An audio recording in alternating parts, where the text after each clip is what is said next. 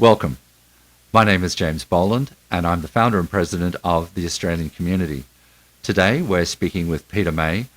Peter is a human resources consultant with more than 30 years' experience, the last 15 being in the United States.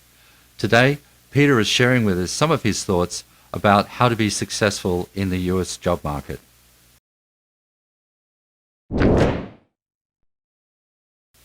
Peter, welcome. Thank you, James. It's really fantastic to be here and to share some perspectives on the US job market. So delighted to be here. Peter, perhaps you can share with our audience just a little bit about your background in the human resources industry. Thanks, James. Delighted to. So I've been in the US for 15 years, as you said, and in the US over the last 15 years, I've held very senior roles with both Deloitte and Baker McKenzie. For those who don't know, of course, Deloitte being one of the large accounting firms, consulting firms, and of course Baker McKenzie being one of the world's largest law firms. And I've been very fortunate to hold the most senior roles in both of those organizations. And it's only been more recently that I've stepped into my own consulting and coaching practice. Peter, we've spoken about the Community Job Fair, which is an initiative of the Australian community, and how it's designed to get more Australians working on the E3 visa here in the United States. Peter, can you perhaps share some of your thoughts about what makes a candidate successful here in the United States, and perhaps also from an Australian perspective as well? Sure, James. Well, I think the key thing from thinking about opportunities for work in the US is that the US probably has much more in common with Australia and Australia with the US than otherwise meets the eye. I think that it sometimes can appear large, daunting, complex. And yes, to some extent, it is large, daunting, and complex. But people are still people, and people are still interested in the very best people coming and working for those organizations. One of the remarkable things I found living in the US is that how open US companies and employers are to people from all over the world, because they're really hungry for talent. And if you're interested and you're talented and you're keen to make connections, then it does become very possible to land a really good and important role here in the United States. Peter, perhaps you could give us your thoughts on some of the challenges that Australians face coming into the US job market and how they've been able to overcome them. Thanks, James. I think the largest challenge that people face coming into the US is maybe fear and anxiety that they really can't cut it here, or that it's too large or too complex, or they don't know where to start. And I think one of the real benefits, I think, of your community is that you provide a place for people to start, to answer questions that they may have, and help them, if you like, alleviate any anxieties that they may have coming into the US. But what I found very interesting is that in many ways, the work practices, the culture of work in Australia and the US is not dissimilar. Organizations, corporations, in many ways, in the US and Australia, approach things in a very similar way. What is different, of course, is the scale of things here and the multiplicity of opportunities and businesses and people doing all sorts of things.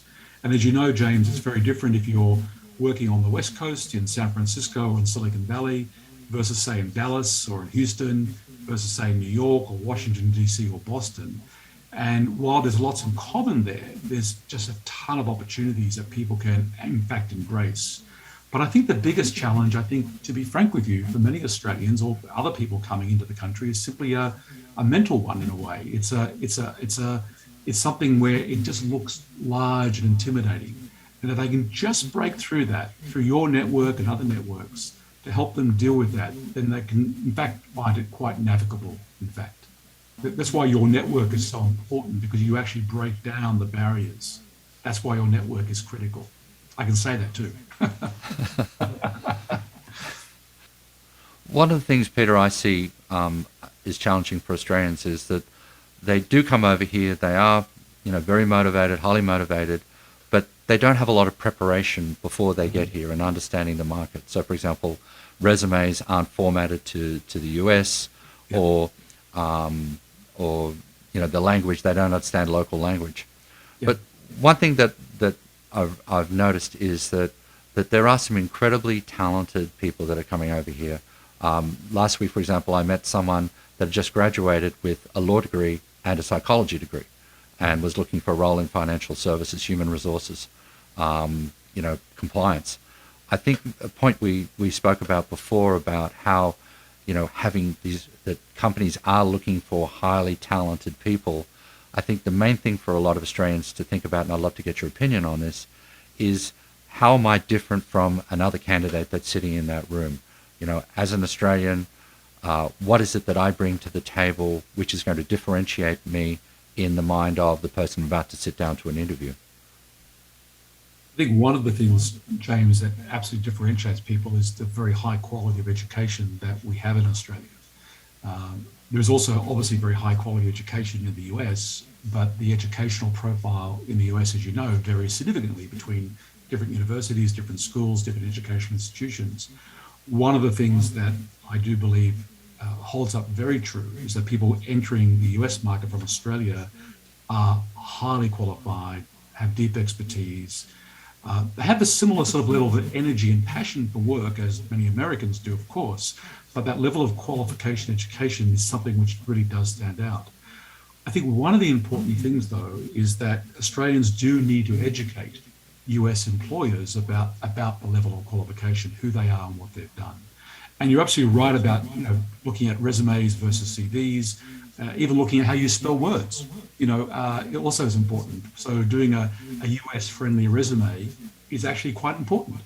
Making sure that we drop the few O's, or rather put the O's in different places to where we used to be, and put a few Z's or Z's in place where the S's used to be. Those things mean that your resume becomes a little bit more accessible. So those things are very important to understand. But I think the key thing here is, in talking to a US employer, is to say, you know what, I'm really good, I'm highly qualified, this is who I am, this is what I've done. And by the way, having me come in to the US on an E3 visa couldn't be easier. And so the process is not only about presenting oneself to a US employer, but it's also about educating a US employer about history and background, and about how easy it is, in fact, to employ a person with an Australian background in the US.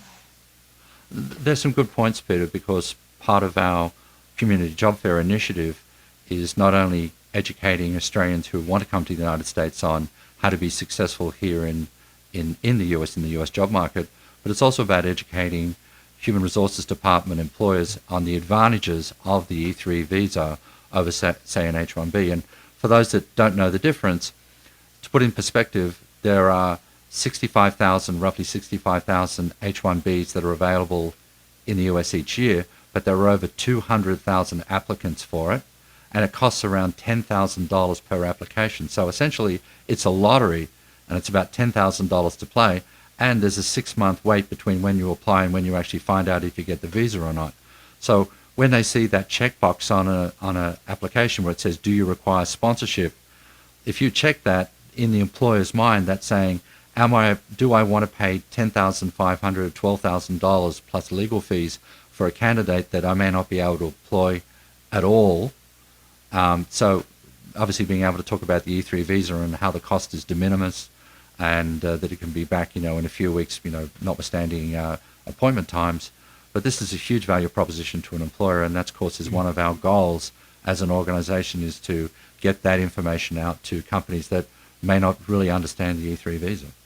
Yeah, I think that's right, James. And I think as you know, the US immigration law is quite complex, and there are tons of different types of visas. And most people in HR departments aren't aware necessarily of those different types of visas. They certainly are not aware of the E3 visa. I mean, one of the ways I've seen Australians be successful in this space is that they form relationships with people and organizations. Those people say, hey, listen, would you be interested in working here? And they help them navigate the complexities and the educational parts of the E3 visa. So, for example, I have a nephew here from Rockhampton who's actually working here at the moment on an E3 visa. He's working with a technology startup company in New York that happens to be a technology startup company that's actually based out of Europe. So not only do you have this sort of this US experience that he's gaining here, but he's also gaining sort of international experience by being connected to a company that's actually based out of Europe as well. So that's a very interesting thing. Another nephew of mine also was on an E3 visa, and he was working with a large pharmaceutical company because he's a graduate with a biology degree from the University of Sydney. And he was working in North Carolina on that visa as well. And it came through developing relationships and connections, and also with having other people educate others about the E3 visa. So it's not only up to the Australian coming into the country to do that education, but it's also gaining allies or support from others who are here and working, helping them to educate them about the E3 visas. Well, Peter, I want to thank you for your time today. I know you're very busy, and we really do appreciate you sharing this. This has been very valuable. So perhaps to sum up, we're really looking at not to be fearful of coming to the United States. If you differentiate yourself with your the quality of education and communicating that, making sure that your resume is US friendly, so to speak, and as you say, looking for organizations and advocates that can help you get into companies, and having your E3 story, having that pitch, so to speak, is just as important as pitching your resume. Yeah, absolutely. And I think that one of the closing comments for me, James, that if people were to do this and avail themselves of this opportunity, their career actually accelerates. So one of the things I would note as an HR professional, having worked all over the world, in Europe, in the US, and Australia, of course, is that this experience actually accelerates people's life and their career. You and I both did courageous things. I would like to suggest that when we left Australia and we came here and we've had this experience, I would say I'm a better person, a changed person. I've had a more rich and interesting career had I simply stayed within Australia. My hope is, of course, to go back and contribute there, of course, but I think there's a life expanding thing that can happen here. And the E3 visa is an enormous opportunity available to Australians to do just that. And I really hope they do it. Well, on that point, I mean, our organisation has been around for 10 years, and we know folks that have been on probably their 6th and 7th E3 renewal. Mm-hmm. So that is one of the great things about the visa, is that it is renewable as long as you can show some ties back to Australia. And obviously, folks with superannuation or family back in Australia is a great way to prove that. Yeah. So again, Peter, thank you for your time today. We do appreciate it. If someone wanted to reach out to you and explore some of your consulting services, your HR consulting services, what would be the best way for someone to contact you? Thank you, James. Really easily, a couple of ways of doing it is simply via email. So it's peter@pgmay, so pgmay.com. And of course, I have a website, which is simply pgmay.com. So either way is fine. So that's excellent. Again, Peter, thank you for your time. Thank you so much. Thank you, James.